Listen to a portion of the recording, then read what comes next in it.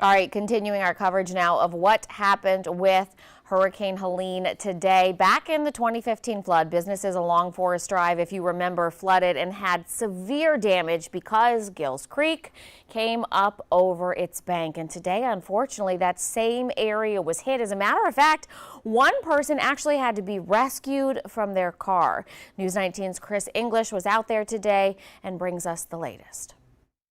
Late this afternoon in Forest Acres, crews were forced to perform a water rescue after a woman's SUV was inundated with water as 8 Mile Bridge Creek crested. The woman was unharmed. Forest Acres City Councilman Stephen Oliver says the creeks and rivers could rise again. The potential for more flooding is obviously still there. All of this water is coming from the northeast part of town, so it's a lot of water coming down the creek right now, so the water may rise again. I would just ask people to stay off the roads. As Gills Creek continued to rise this evening, the SCDOT closed all lanes of Forest Drive at the Gills Creek Bridge out of an abundance of caution. Officials say Forest Drive will remain closed at Gills Creek until at least tomorrow morning. Meanwhile, the City of Columbia invited us inside their Emergency Operations Center this afternoon for a look at how they respond to storm conditions. Crews track the storm while accessing hundreds of traffic cameras from around the capital city, looking for flooded intersections or citizens in need. Columbia Public Works Director Robert Anderson advises motorists and pedestrians to steer clear of flooded streets. We don't want you to drive through any water.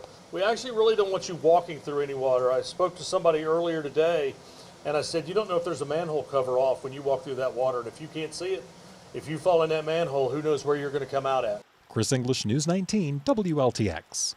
And again, be careful if you're driving out tonight on Forest Drive because that part of the road at Gills Creek is shut down. They said it's out of an abundance of caution.